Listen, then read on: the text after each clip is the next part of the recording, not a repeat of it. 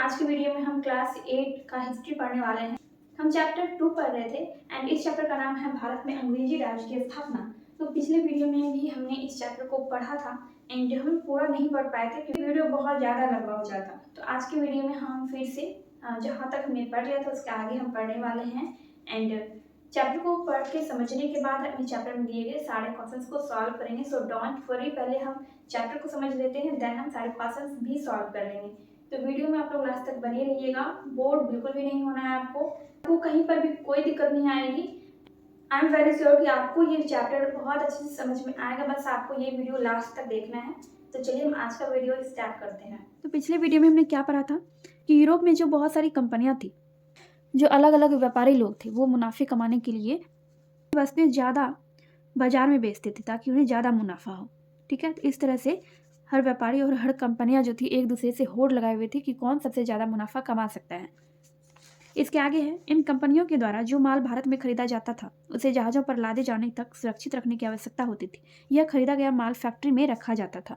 उस वक्त इस शब्द का अर्थ वस्तु बनाने की जगह से ना होकर एक ऐसे गोदाम से था जिसकी किलेबंदी हो सके, जो दीवारों से घिरा हो और जहां आक्रमणकारी से बचाव हो सके। इन फैक्ट्रियों की सुरक्षा के लिए सैनिकों की भर्ती की जाती थी, जिन्हें यूरोपीय तरीकों से ट्रेनिंग दी जाती थी। संख्या में कम होने के बावजूद ये सैनिक नियमित ट्रेनिंग की वजह से कई भारतीय राज्यों के सैनिकों के मुकाबले ज़्यादा दक्ष होते थे। तो इसमें क्या कह रहा है, इसमें कह रहा है कि यूरोप का जो भी कंपनी वगैरह था, कंपनियों का माल जो भारत में खरीदा जाता था उसको जहाज पर लाद कर एक गोदाम में रखा जाता था। ठीक है, और इस गोदाम की रखवाली के लिए, फैक्ट्रियों की सुरक्षा के लिए सैनिकों की भर्ती की जाती थी, जिन्हें यूरोपीय तरीकों से ट्रेनिंग भी दिया जाता था। इन सैनिकों की संख्या कम थी, इसलिए इन्हें बहुत ही अच्छी तरह से ट्रेनिंग दिया जाता था। ये अपने काम में बहुत माहिर होते थे। इसके आगे है अंग्रेज फ्रांसीसी संघर्ष, यानी कि अंग्रेज और फ्रांसीसियों के बीच संघर्ष के बारे में हम इस पैराग्राफ में पढ़ेंगे।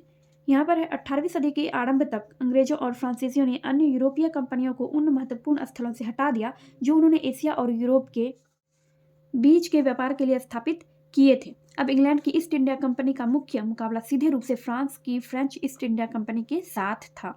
ठीक है, तो 18वीं सदी के आरंभ में अंग्रेजों ने क्या किया, अंग्रेज और फ्रांसीसियों ने यूरोप का जो दूसरा सब कंपनी था उसको स्थलों से, यानी कि उस स्थान से हटा दिया जहाँ पर उन्होंने एशिया और यूरोप के बीच व्यापार के लिए स्थापित किया था। ठीक है, यानी कि जो मेन स्थल था जहाँ पे एशिया और यूरोप के बीच व्यापार होता था, उन कंपनियों को, यूरोप के उन कंपनियों को उस जगह से हटा दिया। तो इंग्लैंड का जो ईस्ट इंडिया कंपनी था उसका मुकाबला सीधे किससे था, फ्रांस के फ्रेंच ईस्ट इंडिया कंपनी के साथ था। तो इंग्लैंड और फ्रांस की सरकारें भी अपनी अपनी कंपनियों को इस संघर्ष में पूरा समर्थन करते हुए उन्हें हर संभव सैनिक व आर्थिक मदद देती थी। आप जानते हैं कि उस वक्त भारत में मुगल शासन कमजोर हो चुका था और उसकी जगह अनेक छोटे बड़े राज्य अस्तित्व में आ चुके थे। वे ताकतवर नहीं थे, लेकिन हमेशा अपने पड़ोसी राज्यों के साथ युद्ध करते रहते थे। इन्हीं परिस्थितियों का फायदा इन कंपनियों ने उठाया। इन कंपनियों ने ऐसे राज्यों को प्राप्त करने की चेष्टा की, करों में छूट प्राप्त की तथा उस राज्य में व्यापार के एकाधिकार के बदले में वे इन राज्यों को सैनिक मदद देने का वादा करते थे। तो यहाँ पर क्या था, इंग्लैंड का ईस्ट इंडिया कंपनी और फ्रांस का फ्रेंच ईस्ट इंडिया कंपनी के बीच संघर्ष होता था। ठीक है, इंग्लैंड और फ्रांस की सरकार क्या करती थी, अपने अपने कंपनियों का साथ देती थी, उन्हें हर तरीके से मदद करती थी, सैनिक तरीके से, आर्थिक तरीके से उसको मदद देती थी। तो उस वक्त क्या था, हमारे भारत में मुगल शासन कमजोर हो चुका था। मतलब हमारे भारत में वैसे राजा नहीं थे, वैसे मुगल शासक नहीं थे जो हमारे देश पर अच्छे से शासन कर सके या फिर हमारे देश को अच्छे से चला सके। तो इसलिए हमारा भारत देश अनेक छोटे बड़े राज्यों में बंट चुका है। हमारा भारत देश जो है वो बहुत से छोटे छोटे राज्यों में बंट गया था। तो जब भारत छोटे छोटे राज्यों में बंट चुका था तो वो ताकतवर नहीं रहा, यानी कि उसके पास पहले जैसी शक्ति ही नहीं रही। तो वो अपने पड़ोसी राज्यों के साथ हमेशा युद्ध करते रहते थे। ठीक है, यानी कि हमारे देश के लोग अपने ही देश के लोगों के साथ युद्ध करते थे और इसी कारण वे ताकतवर नहीं थे। क्योंकि जब पहले मुगलों का शासन था तो वो सब क्या करते थे, एक साथ मिलजुल कर काम करते थे, तो इससे उनमें एकता बनी रहती थी। लेकिन अब जब हमारा देश छोटे छोटे राज्यों में बढ़ चुका था तो उनमें पहले जैसी शक्ति नहीं थी और वे अपने ही दूसरे सब राज्यों से युद्ध करते रहते थे। और इसी परिस्थिति का फायदा कौन उठाया, देशियों ने, यानी कि दूसरी कंपनियों ने, इंग्लैंड और फ्रांस की कंपनियों ने उठाया। इन कंपनियों ने क्या किया कि ऐसे ही राज्यों को जो कि अपने ही देश में दूसरे राज्यों से युद्ध करते थे, उनको उन्होंने क्या किया कि उनको करों में छूट दिया।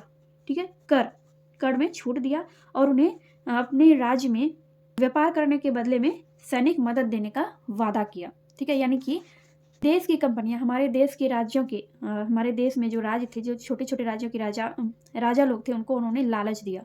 ठीक है, कि आप हमको अपने राज्य में व्यापार करने का अधिकार दीजिए और हम आपको सैनिक मदद देंगे। तो इंग्लैंड की ईस्ट इंडिया कंपनी ने भारत में कई जगहों जैसे कि सूरत, मछलीपट्टनम, हुगली, पटना, कासिम बाजार आदि जगहों पर अपनी फैक्ट्रियों की स्थापना की। प्रायः इन्हीं जगहों के आसपास फ्रांसीसी ईस्ट इंडिया कंपनी की भी फैक्ट्रियाँ थी। इसके अलावे फ्रांसीसियों ने पूर्वी तट पर चंद्रनगर, बालासोर एवं पश्चिमी तट पर माहे में फैक्ट्रियाँ स्थापित की थी। फ्रांसीसियों का प्रधान कार्यालय भारत के दक्षिण पूर्वी समुद्र तट पर पांडिचेरी यानी कि वर्तमान पुडुचेरी में था। उस प्रदेश में अंग्रेजों का प्रमुख केंद्र फोर्ट सेंट जॉर्ज जो कि मद्रास में है।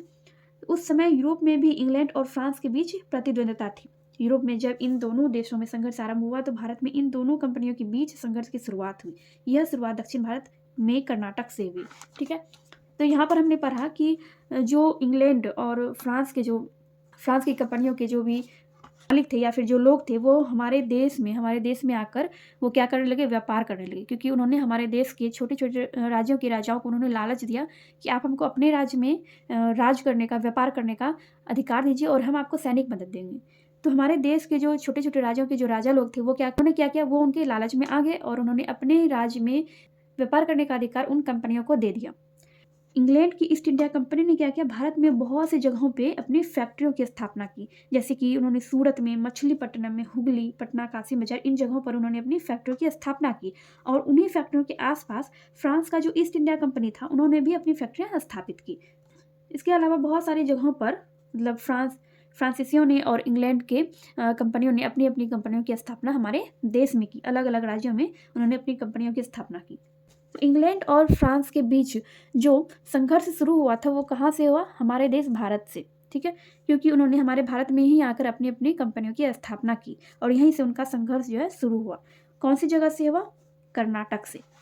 कर्नाटक मुगल साम्राज्य का एक सूबा था जो लगभग स्वतंत्र हो चुका था। फ्रांसीसी कंपनी का मुख्य कार्यालय इनकी सीमा के काफी करीब था। सन 1740 के आसपास कर्नाटक के नवाब ने यह देखकर कि उसके सूबे में फ्रांसीसियों की शक्ति बढ़ती जा रही है, उनके खिलाफ एक सेना भेजी। इस युद्ध में कर्नाटक की सेना हार गई। इस लड़ाई के परिणाम ने सिद्ध कर दिया कि एक छोटी सेना भी यदि सैनिकों में अनुशासन हो, उन्हें नियमित रूप से प्रशिक्षण व वेतन दिया जाए, उन्हें यूरोप में विकसित नई बंदूकें दी जाए तो भारतीय सैनिकों की काफी बड़ी सेना को हरा सकती थी। तो यहाँ पर यह कह रहा है कि कर्नाटक क्या था, मुगल साम्राज्य का एक सूबा था जो लगभग स्वतंत्र हो चुका था। कर्नाटक जो था वो लगभग स्वतंत्र था। फ्रांसीसी कंपनी का जो कार्यालय था यानी कि उनका जो मुख्य कार्यालय यानी ऑफिस जो था वो कर्नाटक की सीमा के काफी करीब था। 1740 ईस्वी में जब कर्नाटक के नवाब यानी कि कर्नाटक का जो राजा था उन्होंने 1740 ईस्वी के आसपास जब यह देखा कि फ्रांसीसी जो है हमारे देश में अपना दबदबा बनाते जा रहे हैं, उनका शक्ति बढ़ता जा रहा है, तो इसलिए वो क्या सोचने लगे, वो फ्रांसीसियों को अपने देश से भगाने का कोशिश करने लगे। ठीक है, लेकिन जब उन्होंने यानी कि कर्नाटक के नवाब ने यानी राजा ने जब फ्रांसीसियों को भगाने के लिए सेना को भेजा तो इसमें कर्नाटक की सेना की हार हो गई। फ्रांसीसियों की सेना बहुत छोटी सी थी लेकिन उनमें एकता थी और उन्हें प्रशिक्षण बहुत अच्छा मिला था, इसलिए उनकी जीत हुई और कर्नाटक की सेना की हार हो गई। तो इसी लड़ाई के परिणाम से यह सिद्ध हो गया कि यदि सैनिकों में अनुशासन हो और उन्हें नियमित रूप से प्रशिक्षण और वेतन दिया जाए तो बड़ी से बड़ी सेना को भी हरा सकते हैं। फ्रांसीसियों की जो सेना थी वो क्या थी, छोटी थी और कर्नाटक की सेना बड़ी थी, लेकिन फिर भी भारतीय सैनिकों की हार हो गई और फ्रांसीसियों की जीत हुई। सन 1750 के आसपास कर्नाटक में उत्तराधिकार का संघर्ष शुरू हुआ जिसमें फ्रांसीसी एवं अंग्रेज कंपनियां आमने सामने आ गई। इसमें अंग्रेज कंपनी अपनी पसंद के व्यक्ति को कर्नाटक का नवाब बनाने में सफल रही और फ्रांसीसियों को एक बड़ा झटका लगा। ठीक है, तो यहाँ पर आपने देखा कि कर्नाटक के नवाब ने फ्रांसीसियों को भगाना चाहा तब वो नहीं भागे, तो तब उनमें युद्ध हुआ, लेकिन उस युद्ध में फ्रांसीसियों की जीत हुई और कर्नाटक की हार हुई। और लास्ट में क्या हुआ कि अंग्रेजों का ही एक व्यक्ति यानी कि फ्रांसीसी व्यक्ति ही कर्नाटक का उत्तराधिकारी बना यानी कि वहाँ का नवाब बना। यानी कि एक तरह से आप कह सकते हैं कि फ्रांसीसियों ने कर्नाटक पर अपना अधिकार जमा लिया। अब यहाँ पर है अंग्रेज और बंगाल। अभी तक हमने पढ़ा था अंग्रेज और फ्रांसीसियों के बीच संघर्ष कैसे हुआ, उनके बीच क्या क्या हुआ। अब हम अंग्रेज और बंगाल के बारे में पढ़ेंगे, यानी कि अंग्रेज और बंगाल के बीच कैसे संघर्ष शुरू हुआ, उनके बीच क्या क्या हुआ। तो यहाँ पर है कर्नाटक के बाद संघर्ष का क्षेत्र दक्षिण से उत्तर पूर्व की ओर बंगाल में स्थानांतरित हो गया। बंगाल के अंग्रेजों ने कलकत्ता में अपनी फैक्ट्री स्थापित कर रखी थी। बंगाल मुगल साम्राज्य का एक धनी और बड़ा प्रांत था। इसमें आधुनिक बिहार और उड़ीसा भी शामिल थे। मुगलों की केंद्रीय सत्ता की कमजोरियों का लाभ उठाते हुए बंगाल के दीवान मुर्शिद कुली खां ने अपने को एक स्वतंत्र शासक घोषित कर लिया था। वैसे वे मुगल बादशाह को नियमित रूप से राजस्व भेजते रहे। मुर्शिद कुली खां के बाद अलवर्दी खां 1740 ईस्वी में बंगाल का नवाब बना। उसने बंगाल में कुशल प्रशासन कायम किया। अलवर्दी खान ने यूरोप के व्यापारियों को हमेशा अपने नियंत्रण में रखने का प्रयास किया। उसके बाद उसका नाती सिराजुद्दौला नवाब बना। सिराजुद्दौला को नवाब बनने पर उसके परिवार के सदस्यों के बीच साजिश और झगड़े शुरू हो गए। इन साजिशों ने ईस्ट इंडिया कंपनी को बंगाल में हस्तक्षेप करने का अवसर दिया। तो यहाँ पर आपको बंगाल के बारे में बताया गया है। कर्नाटक के बाद संघर्ष का क्षेत्र दक्षिण से उत्तर पूर्व की ओर बंगाल में स्थानांतरित हो गया। यानी कि कर्नाटक और अंग्रेजों के बीच जो संघर्ष हुआ था उसके बाद दक्षिण से उत्तर पूर्व का जो क्षेत्र था वो बंगाल कहला गया। ठीक है, कर्नाटक का दक्षिण से उत्तर पूर्व का क्षेत्र क्या कहलाया? बंगाल। बंगाल में अंग्रेजों ने कलकत्ता में अपनी फैक्ट्री स्थापित कर रखी थी। यानी कि अंग्रेजों ने पहले से ही कलकत्ता में अपना फैक्ट्री बना लिया था। बंगाल जो था वो मुगलों का एक धनी और बहुत बड़ा प्रांत था। बंगाल में ही बिहार और उड़ीसा भी शामिल था। ठीक है, जब मुगलों की सत्ता कमजोर होने लगी तो बंगाल के दीवान मुर्शिद कुली खां ने क्या किया? अपने को एक स्वतंत्र शासक घोषित कर दिया। तो उसके बाद मुर्शिद कुली खां के बाद अलीवर्दी खां बंगाल का शासक बना और उसके बाद अलीवर्दी खां का नाती सिराजुद्दौला शासक बना। ठीक है, जब सिराजुद्दौला नवाब बना, बंगाल का जब वो नवाब बना तो परिवारों के बीच साजिश और झगड़े होने लगे। इसी का फायदा ईस्ट इंडिया कंपनी ने उठाया। उन्होंने बंगाल में हस्तक्षेप करना शुरू कर दिया। ठीक है, क्योंकि इनका एक ही नियम था कि फूट डालो और राज करो। तो इसलिए जब ईस्ट इंडिया कंपनी ने देखा कि सिराजुद्दौला के नवाब बनने पर इनके परिवारों के बीच झगड़े हो रहे हैं, साजिशें हो रही है, तो इन्होंने बंगाल पर कब्जा जमाने का सोचा। तो हमने अंग्रेज और बंगाल के बारे में पढ़ा कि किस तरह से अंग्रेज ने बंगाल पर अपना शासन जमाना चाहा। अब हम पढ़ेंगे बंगाल पर व्यापार से शासन तक। अंग्रेजों ने बंगाल में पहले व्यापार करना शुरू किया और फिर उस पर शासन भी किया। में पहली अंग्रेजी फैक्ट्री 1651 में हुगली नदी के किनारे शुरू हुई। ठीक है, बंगाल में अंग्रेजों की पहली फैक्ट्री कहाँ पर स्थापित हुई थी? 1651 ईस्वी में हुगली नदी के किनारे। व्यापार में वृद्धि होने के साथ साथ इसके चारों ओर कंपनी के अधिकारी एवं व्यापारी भी बसने लगे। धीरे धीरे कंपनी ने इस आबादी के चारों तरफ एक किला बनाना शुरू किया। इस किले का नाम फोर्ट विलियम रखा गया। यहाँ पर आप देख सकते हैं ये चित्र जो है ये फोर्ट विलियम किले का है। तो इस किले का नाम क्या रखा गया? Fort William. कंपनी ने अपने व्यापार को ज्यादा से ज्यादा विस्तार देने के लिए 1696 ईस्वी में 1200 रुपये का भुगतान करके 3 गांवों की जमींदारी यानी कि लगान एकत्र करने का अधिकार प्राप्त कर लिया। ये 3 गांव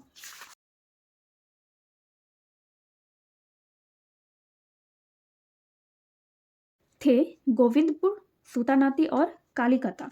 तीनों गांवों के मिलने के बाद आगे चलकर इन्हें कलकत्ता कहा जाने लगा। तो यही तीनों गांव जो था, इन्हीं तीनों गांवों को मिलाकर कलकत्ता इसको कहा जाने लगा। अब इसे कोलकाता कहा जाता है। अभी के टाइम में इन तीनों गांवों को ही कोलकाता के नाम से जाना जाता है। यानी कि गोविंदपुर, सूतानाती और कालीकता ये 3 गांव था और इसी को मिलाकर क्या बना? कोलकाता बना। तो अंग्रेजों ने क्या किया? पहले बंगाल में जाकर वहां पर व्यापार करना शुरू किया और जब अंग्रेजों ने अपनी फैक्ट्री वहां पर स्थापित की तो उसके बाद बहुत सारे व्यापारी लोग आकर उसके अगल बगल में बसने लगे और इस तरह से धीरे धीरे उन लोगों ने बंगाल पर अपना अधिकार जमा लिया। कंपनी ने मुगल सम्राट फर्रुखसियर से 1717 ईस्वी में एक शाही फरमान प्राप्त किया।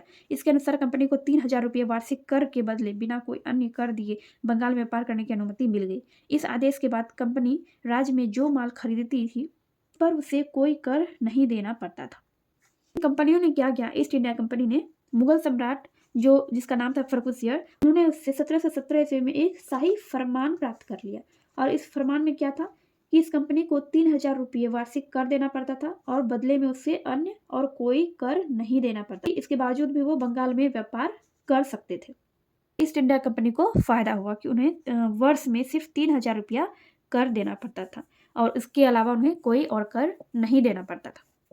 पूरी व्यवस्था से बंगाल के राजस्व का काफी नुकसान हो रहा था। कंपनी को मिली इस छूट का फायदा कंपनी के कर्मचारी अपने निजी व्यापार के लिए भी कर रहे थे। बंगाल के नवाब सिराजुद्दौला को यह व्यवस्था पसंद नहीं आई।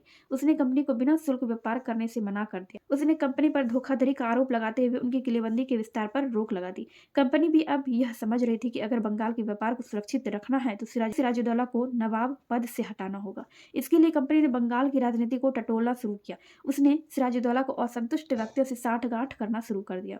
सिराजुद्दौला की जगह कंपनी एक ऐसा नवाब चाहती थी जो उसके इशारों पर चल सके। इसके लिए कंपनी ने बंगाल के दो बड़े व्यापारी अमीचंद और जगत सेठ के साथ साथ नवाब के सेनापति मीर जाफर को अपनी ओर मिला लिया। कंपनी का प्रयास था कि सिराजुद्दौला को असंतुष्टों में से नवाब बना दिया जाए। जवाब में सिराजुद्दौला ने अपने करीब 30,000 सिपाहियों के साथ कासिम बाजार में स्थित इंग्लिश फैक्ट्री पर हमला बोल दिया। कंपनी की सेना का नेतृत्व रॉबर्ट क्लाइव कर रहा था।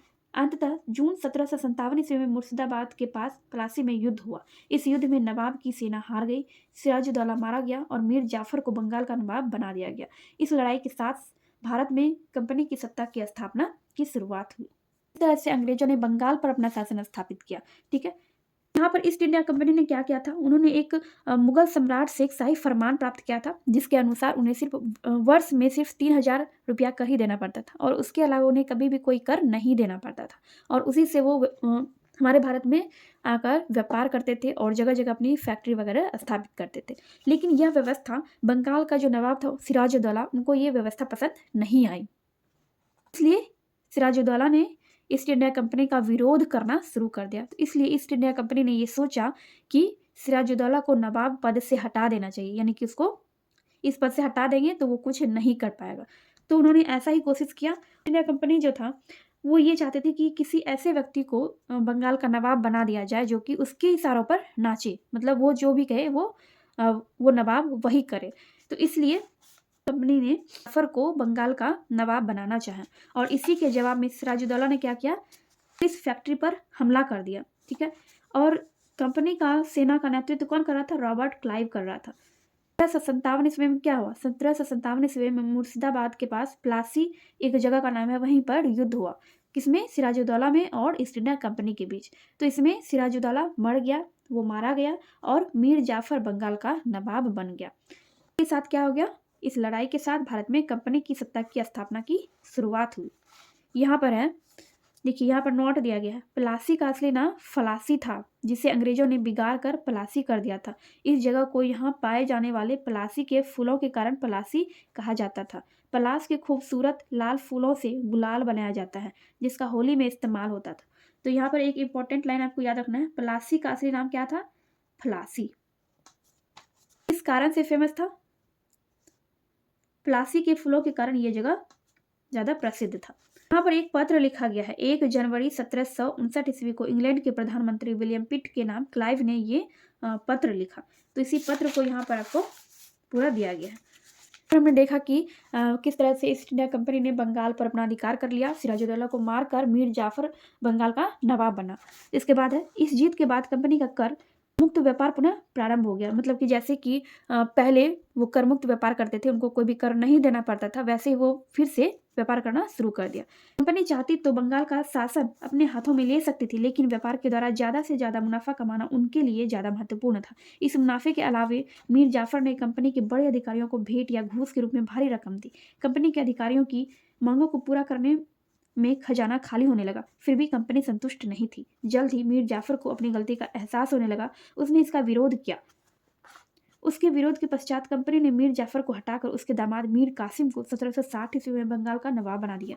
मीर कासिम ने नवाब बनने की खुशी में कंपनी को वर्धमान, मिदनापुर तथा चटगांव जिले की जमींदारी सौंप दी, लेकिन दूसरी तरफ उसने कंपनी पर अपनी पूर्ण निर्भरता की स्थिति को समझा। उसने कंपनी के शिकंजे से छुटकारा पाने के लिए कई कदम उठाए। उसने मीर जाफर के उन सभी अफसरों को हटाना शुरू किया जो कंपनी से मिले हुए थे। उसने बंगाल के आर्थिक स्थिति को भी सुधारने का प्रयास किया। कंपनी और उसके अधिकारी एवं कर्मचारी मुगल बादशाह फर्रुखसियर द्वारा प्राप्त शाही फरमान द्वारा मिली सुविधाओं का दुरुपयोग कर रहे थे। वे बिना चुंगी दिए ही व्यापार कर रहे थे। इस राज्य को आर्थिक नुकसान हो रहा था तथा देसी व्यापारियों को भी धक्का लग रहा था, क्योंकि वे लोग निःशुल्क व्यापार नहीं कर सकते थे। विवश होकर मीर कासिम ने चुंगी की वसूली खत्म कर दी ताकि भारतीय व्यापारी भी कंपनी के व्यापारियों की बराबरी में व्यापार कर सके। तो सिराजुद्दौला के मरने के बाद मीर जाफ़र को बंगाल का नवाब बनाया गया, लेकिन मीर जाफ़र को भी जल्द ही ये एहसास हो गया कि वो पूरी तरीके से वो कंपनी पर निर्भर है और कंपनी उसका दुरुपयोग कर रही है। इसलिए फिर मीर जाफ़र ने भी कंपनी का विरोध करना शुरू किया, और जब मीर जाफ़र ने कंपनी का विरोध करना शुरू किया तो उसकी जगह पर मीर जाफ़र को हटाकर मीर कासिम के दामाद को बंगाल का नवाब बना दिया गया। कासिम ने नवाब बनने के बाद क्या किया, कंपनी को मिदनापुर चटगांव जिले की जमींदारी को सौंप दिया, लेकिन उसने भी यह समझ लिया कि वो कंपनी पर पूरी तरह से निर्भर है। तो उसने इससे छुटकारा पाने के लिए मीर जाफ़र के द्वारा जो भी अफसरों को किया गया था उसको हटाना शुरू किया, और बंगाल की आर्थिक स्थिति को सुधारने का प्रयास भी उसने किया। मीर कासिम को यह भी समझ में आ गया था कि कंपनी ने जो भी फरमान फर्रुखसियार से प्राप्त किया था, उन फरमानों का दुरुपयोग वो कंपनी वाले कर रहे थे, कि वो कंपनी जो है बिना कर दिए, बिना चुंगी दिए वो व्यापार कर रहे थे। तो इससे बंगाल की आर्थिक स्थिति को काफ़ी नुकसान हो रहा था, ठीक है, और हमारे भारत देश के व्यापारियों को भी काफ़ी नुकसान हो रहा था। इसलिए विवश होकर मीर कासिम ने चुंगी की वसूली कर खत्म कर दी, और जिससे कि भारतीय व्यापारी भी अपनी कंपनी के व्यापारियों की बराबरी में अपना व्यापार कर सके। यहाँ पर मीर कासिम का चित्र दिया गया है। फिर आगे है, मुर्शिदाबाद पर कंपनी का दबाव बना रहता था। मुर्शिदाबाद क्या था, बंगाल का राजधानी था। तो मुर्शिदाबाद पर यानी कि बंगाल की राजधानी पर भी कंपनी का दबाव हमेशा बना रहता था। इस दबाव और नियंत्रण से बचने के लिए मीर कासिम अपनी राजधानी मुर्शिदाबाद से हटाकर मुंगेर ले गया, ठीक है, यानी कि मुर्शिदाबाद पर कंपनी का दबाव और नियंत्रण हमेशा बना रहता था, इसलिए मीर कासिम ने अपनी राजधानी को बदल दिया, ठीक है, यानी कि मुर्शिदाबाद से उन्होंने मुंगेर को अपनी राजधानी बना लिया। तो मुंगेर की उसने बड़ी सुंदर और मजबूत किलेबंदी की और करीब 40,000 सैनिकों की फौज तैयार की। अपने सैनिकों को युद्ध के नए तरीके सिखाने के लिए उसने यूरोपीय प्रशिक्षकों को नियुक्त किया। इतना ही नहीं, उसने मुंगेर में बंदूकों एवं तोपों के कारखानों की स्थापना की। आज भी आप मुंगेर में मीर कासिम द्वारा निर्मित किले को देख सकते हैं। तो यहाँ पर कुछ नोट भी दिया गया है, इसको भी आप लोग पढ़ लीजिएगा। तो यहाँ पर हम लोग पढ़ रहे हैं कि मीर कासिम ने क्या किया, अपनी राजधानी, मतलब पहले बंगाल की राजधानी का नाम था मुर्शिदाबाद, तो मीर कासिम ने अपनी राजधानी को बदलकर मुंगेर कर लिया, यानी कि मुर्शिदाबाद से बदलकर मुंगेर में उन्होंने अपनी राजधानी बना ली। तो वहाँ पर उन्होंने मुंगेर में बहुत सारी बंदूकों की फैक्ट्रियों का, तोपों के कारखानों की स्थापना की। फिर आगे है, निसंदेह मीर कासिम द्वारा उठाए गए इन कदमों से कंपनी के अफसर नाराज हो गए और उन्होंने नवाब को हटाने का फैसला किया। मीर कासिम ने महसूस किया कि वह अकेला कंपनी की फौज का सामना नहीं कर सकता है, इसलिए उसने मुगल शासक शाह आलम और अवध के नवाब सिराज सुजादौला से मदद मांगी। इन तीनों की संयुक्त सेना की कंपनी की सेना के साथ पश्चिम बिहार के बक्सर नामक स्थान पर 1764 ईस्वी में लड़ाई हुई, जिसमें भारतीय सेनाओं की हार हुई, और इस हार के पश्चात 1765 ईस्वी में सुजाउदौला और शाह आलम ने इलाहाबाद में क्लाइव के साथ समझौते पर हस्ताक्षर कर दिए। समझौतों के अनुसार ईस्ट इंडिया कंपनी को बंगाल, बिहार और उड़ीसा की दीवानी मिल गई। इससे कंपनी को इन प्रदेशों से राजस्व वसूली का अधिकार मिल गया। मीर कासिम को यह एहसास होने लगा था कि वो अब इस युद्ध में, इस लड़ाई में अकेला पड़ गया है, इसलिए उन्होंने दूसरे नवाबों का साथ मांगा। तो कौन से नवाब थे जो कि मीर कासिम का साथ दे रहे थे? सुजाउदौला और शाह आलम, ठीक है। तो इन तीनों शासकों ने मिलकर कंपनी से युद्ध किया। कहाँ पर? पश्चिम बिहार के बक्सर नामक स्थान पर 1764 ईस्वी में लड़ाई हुआ, ठीक है, यानी कि इन सुजाउदौला, शाह आलम और मीर कासिम ने मिलकर कंपनी से लड़ाई की, उनसे युद्ध किया, जिसमें भारतीय सेनाओं की हार हो गई, यानी कि इन तीनों नवाबों की हार हो गई और कंपनी की जीत हुई। तो इस हार के बाद सुजाउदौला और शाह आलम को एक समझौते पर हस्ताक्षर करना पड़ा, और इस समझौते के बाद क्या हुआ, ईस्ट इंडिया कंपनी को बंगाल, बिहार और उड़ीसा की दीवानी मिल गई, जिससे कि अब वे इन प्रदेशों पर राजस्व वसूली कर सकते थे, यानी कि अब उनका दबदबा और बढ़ गया था। यानी कि इंग्लैंड की ईस्ट इंडिया कंपनी जिस उद्देश्य से हमारे देश भारत में आई थी, उनका उद्देश्य लगभग पूर्ण हो चुका था, ठीक है, क्योंकि वो धीरे धीरे हमारे देश पर कब्जा जमाते जा रहे थे। अलग अलग राज्यों में, अलग अलग शहरों में वो कहीं पर अपनी फैक्ट्री स्थापित कर रहे थे, कहीं पर उन्हें राजस्व वसूली का अधिकार मिल रहा था, और इस तरह से उन्होंने पूरे भारत पर अपना अधिकार जमा लिया और हमारे देश पर 200 साल तक शासन किया। इसके आगे हम पढ़ेंगे कि उन्होंने, यानी कि ईस्ट इंडिया कंपनी ने भारत में अधिकार जमाने के लिए, यहाँ पर पूरा सत्ता स्थापित करने के लिए क्या क्या किया। तो नेक्स्ट वीडियो में हम इसको पढ़ेंगे। एंड आज की वीडियो में बस इतना ही। ये वीडियो हेल्पफुल लगी हो तो वीडियो को लाइक, कमेंट और शेयर जरूर कीजिए। चलिए मिलते हैं नेक्स्ट वीडियो में।